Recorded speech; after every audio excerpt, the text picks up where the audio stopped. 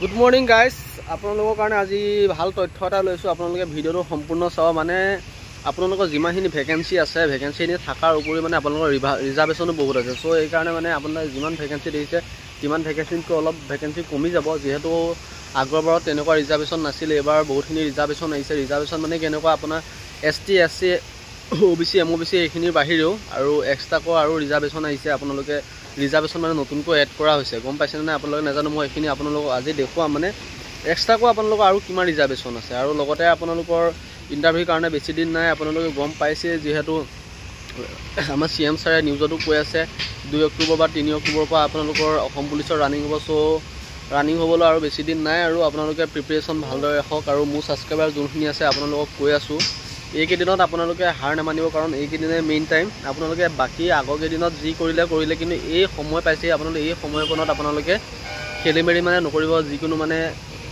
যিখিনি কৰিব নালাগে তেনেকুৱাখিনি নকৰিব, যে হাৰ মানি নিদিব, মানে হাৰ নেমানিব। সেইটোৱে কথা, মানে হাৰ নেমানিব। এই বৰ্তমান টাইমকণত আপোনালোকে মানে কি যিমান পাৰে বেছিকৈ মানে চেষ্টাহে চলাওক, মানে কামটো ঢিলা কৰি দিব নালাগে। আৰু এতিয়া পূৰা গপচকৈ মানে বস্তুটো কৰিবহে লাগে। ৰানিং কৰক, 2 টাইম ৰানিং কৰক, ফিজিকেল ভালদৰে মানে মেইনটেইন কৰক, খোৱা বোৱা ভালদৰে মেইনটেইন কৰক, আৰু লগতে আপোনালোকৰ পঢ়া শুনাটো ভালদৰে চলাই থাকক। কাৰণ টাইম নাই, সময় নাই আপোনালোকৰ হাতত বেছিকৈ। আৰু বৰ্তমান যদি ফিল্ড ৰেডি কৰে, মই যাম বুলি ভাবিছোঁ, ফিল্ডটো ৰেডি কৰা নাই। আপোনালোকক গম পাইছে নাই নাজানো, ফিল্ড ৰেডি হোৱা নাই, কাৰণ এডমিট অহাৰ পিছত হ'ব বাৰু। কাৰণ ফিল্ডখন ৰেডি হওঁতে বেছি টাইম নালাগে, যিটো গম পালোঁ এতিয়া। মানে আপোনালোকৰ ফিল্ডখন ৰেডি কৰোঁতে বেছি টাইম নালাগে, 2-3 দিন সময়ত মানে আপোনালোকৰ ফিল্ড ৰেডি হৈ ক্লিয়াৰ হৈ যাব। কাৰণ আমাৰ ফিল্ডখনো ইমান বেয়া নহয়, এতিয়া বৰষুণো ইমান হৈ থকা নাই। চ' সেইকাৰণে ফিল্ডবিলাক ভাল হৈ আছে, ৰেডি কৰোঁতে বেছি টাইম নালাগে। চ' এতিয়া মেইন টপিকলৈ আহোঁ। আপোনালোকক মানে কি ৰিজাৰ্ভেশ্যনখিনি চাই লওক, আপোনালোকৰ ৰিজাৰ্ভেশ্যন কেনেকুৱা ধৰণৰ আছে। আৰু বহুতে হয়তো সেইটো কথা গম নাপায়, পষ্ট বহুত আছে যদিও মানে কি ৰিজাৰ্ভেশ্যনো আছে, মানে আছে যদিও মানে বহুতখিনি মানে পষ্ট কাটাও যাব। সেইটো ক্ষেত্ৰত আপোনালোকে চাই ল'ব কেনেকুৱা ধৰণৰ ৰিজাৰ্ভেশ্যন চাওক। আপোনালোকে চাওক, 30% ৰিজাৰ্ভেশ্যন ওমেন কেণ্ডিডেটৰ বাবে আছে, আৰু বাকীখিনি ST SC OBC কাৰণে কিমান সেইখিনি আছে। তাৰ বাহিৰেও আপোনালোকে চাওক, 8% ৰিজাৰ্ভেশ্যন ফৰ মিলিটাৰী এফেক্টেড এৰিয়াছৰ কাৰণে আপোনালোকৰ 8% ৰিজাৰ্ভেশ্যন আছে। এইটো হয়তো নতুনকৈ আহিছে, যিহেতু আগৰবাৰ আমি যেতিয়া এপ্লাই কৰিছিলোঁ তেতিয়া এইটো আপোনালোকৰ মিলিটাৰী এফেক্টেড এৰিয়াছৰ কাৰণে ৰিজাৰ্ভেশ্যন নাছিলে। এতিয়া নতুনকৈ আহিছে, যিটো 8% ৰিজাৰ্ভেশ্যন মিলিটাৰী এফেক্টেড এৰিয়াৰ কাৰণে। চাই লওক আপোনালোকে। আৰু লগতে 3% ৰিজাৰ্ভেশ্যন টি গাৰ্ডেনৰ কাৰণে আহিছে, XT গাৰ্ডেন। 3% মানে ৰিজাৰ্ভেশ্যন আপোনালোকৰ যোনটো চাহ জনগোষ্ঠী তেনেকুৱা টাইপৰ কাৰণে আপোনালোকৰ 3% ৰিজাৰ্ভেশ্যন আহিছে। আৰু লগতে আপোনালোকৰ 2% ৰিজাৰ্ভেশ্যন আহিছে NDFB এক্স কেডেটৰ কাৰণে, যিবোৰ মানে আগতে আপোনালোকৰ এইটো ৰিজাৰ্ভেশ্যন তেনেকুৱা নাছিলে। চ' এইটো নতুনকৈ আহিছে, এইবোৰ বস্তু আপোনালোকে চাই লওক। আৰু আপোনালোকে চাওক, আপোনালোকৰ 1% ৰিজাৰ্ভেশ্যন আছে হোমগাৰ্ড আৰু VDP কাৰণে, যিটো আপোনালোকৰ মানে SP ছাৰৰ চাইন লাগিব। আৰু লগতে 1% ৰিজাৰ্ভেশ্যন আছে SPOs মানে আপোনালোকৰ স্পেচিয়েল পুলিচ অফিচাৰ্ছ কাৰণে আপোনালোকৰ 1% ৰিজাৰ্ভেশ্যন আছে। আৰু লগতে আপোনালোকৰ 1% ৰিজাৰ্ভেশ্যন আছে স্পৰ্টছ পাৰ্চনৰ কাৰণে। স্পৰ্টছ পাৰ্চন বা NCC চাৰ্টিফিকেট হোল্ডাৰৰ কাৰণে আপোনালোকৰ 1% আপোনালোকৰ ৰিজাৰ্ভেশ্যন আছে। আপোনালোকে নিজে গম পাইছে, এখন অফিচিয়েল নটিছত অহা।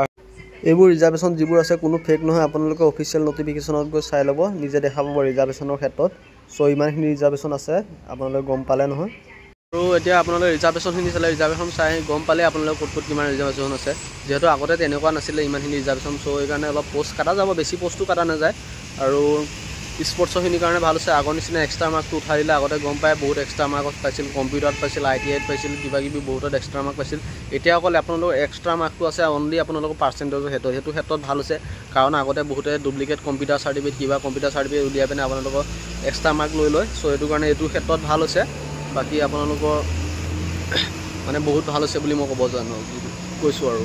আৰু এটা কথা, আপোনালোকে পূজা পাইছে, এই ইণ্টাৰভিউ দেৰি হ'ব কিবা হ'ব বুলি নাভাবিব। পূজা পাইছেহি বুলি আকৌ কিছুমানে ভাবিব পাৰে পূজা হ'ব ক'ত ইণ্টাৰভিউ হ'ব কি নহ'ব। সেইটো কথা নহয়, আপোনালোকৰ পূজা হ'ল বুলি যে ইণ্টাৰভিউ নহ'ব সেইটো নহয়। পূজা হ'লেও ইণ্টাৰভিউ হৈ দিব। কাৰণ যদি আপোনালোক এডমিট ডাউনলোড দিয়ে, পূজা কেইদিনত আপোনালোকৰ ডেটত ইণ্টাৰভিউ নাথাকিব। এডমিটত যোনটো মানে আপোনালোকৰ ডেট থাকিব, সেই ডেটত আপোনালোকৰ ইণ্টাৰভিউ নিদিয়ে যদি বন্ধ হয়। চ' আপোনালোকে ইমান চিন্তা কৰিব নালাগে। পূজা আহিছে যদিও ইণ্টাৰভিউ নহ'ব বুলি নাভাবিব, হ'বই 100% চিয়'ৰ। পূজা হ'লেও ইণ্টাৰভিউ হ'ব। সেইকাৰণে আপোনালোকে ফুল প্ৰিপেয়াৰ কৰি থাকক। মেইন হ'ল এতিয়া আপোনালোকৰ ফিজিকেল আৰু পঢ়াৰ। ফিজিকেলৰ লগতে আপোনালোকে পঢ়াটো যত্ন কৰক, কাৰণ আজিকালি কম্পিটিশ্যন টাফ হৈ আহিছে। ফিজিকেলৰ লগত পঢ়াটো পূৰা জোৰ দিয়ক বুলি মই আপোনালোকক ক'লোঁ। আৰু মোৰ ছাবস্ক্ৰাইবাৰক মই বহুতখিনি হেল্প কৰিবলৈ চেষ্টা কৰি আছোঁ। ময়ো বিজি আছোঁ, আপোনালোকে গম পাইছে চাগে। যিহেতু মোৰ কালি অৰুণাচল প্ৰদেশ গৈছিলোঁ, অৰুণাচল প্ৰদেশ দাপৰ জিঅ'ত গৈছিলোঁ। যিহেতু ভিডিঅ' বনাবলৈ নোৱাৰিলোঁ, ব্লগ বনাম বুলি আহিছিলোঁ, ভাল নালাগিল। চ' সেইকাৰণে ব্লগ চলগ নবনালোঁ। চ' আজি ভিডিঅ'টো ইমানখিনিতে চাই কেনেকুৱা পালে আপোনালোকে কমেণ্টত জনাব, আৰু নেক্সট টপিকটো কিহৰ ওপৰত লাগে সেইটোও জনাব, আৰু ভাল ভাল টপিক দিব আপোনালোকে কমেণ্টত জনাবলৈ, মই তেতিয়া জনাব পাৰিম ভালদৰে। ঠিক আছে, ধন্যবাদ।